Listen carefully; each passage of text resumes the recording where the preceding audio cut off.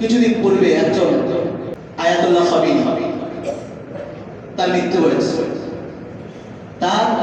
হয়েছে।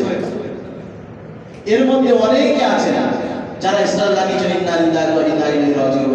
অনেকে নাম লিখছেন, অনেকে কোরআন পাকের আয়াত দিয়ে ইসলাম লাগাচ্ছেন, অনেকে তাজকিরা করছেন, জিকির করছেন, তাকে ইস্তিগফারের দোয়া করছেন। কার জন্য করছেন?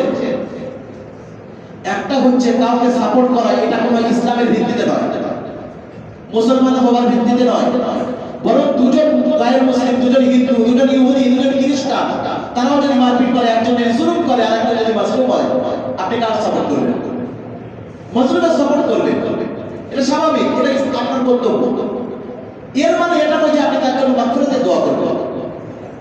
আল্লাহ রাব্বুল আলামিন সূরা তাওবার মধ্যে কঠিন হুঁশিয়ারি দিয়েছেন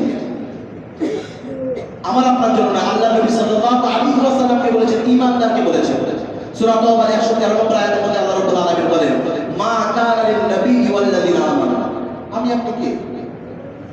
আল্লাহর নবীকে আল্লাহ রাব্বুল আলামিন বলেছেন পুরো নবীর জন্য জায়েজ নয়, কোন ঈমানদারের জন্য বৈধ নয় আইয়াস্তাগফিরু লিল মুশরিকিন, যে কোন মুশরিকের জন্য ইস্তিগফার করবে, তার মাগফিরাতের দোয়া করবে।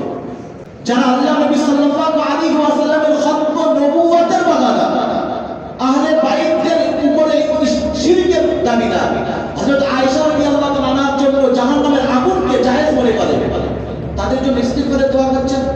একটু লজ্জা লাগে না? তাকে মুসলমান মনে করি? পুরো দুনিয়ার মধ্যে যত সংগঠন আছে ইসলামিক, যত মুফতি আছে, কারোর মতে কোন শিয়া এখন মুসলমান নাই। সমস্ত শিয়া কাফির, বেঈমান, যারা আল্লাহর নবীর নবুয়তকে মানে না, হযরত আলী রাদিয়াল্লাহু তাআলা আনহুকে মানে না, হযরত আবু বকর সিদ্দিককে মানে না, হযরত উমর ফারুককে মানে না, হযরত উসমান গনিকে মানে না, তাদের খেলাফতের দুশমন যারা, আহলে বাইতের উপরে যারা আমল করে, হযরত আয়েশা রাদিয়াল্লাহু আনহাকে বলে যে সে জাহান্নামী, তাদের জন্য ইস্তিগফার করা কার জন্য জায়েজ? সতর্ক হন, ইসলাম এত ছোটখাটো নয়, কাউকে সাপোর্ট করা আলাদা জিনিস, এই বিষয়টা বলেছে।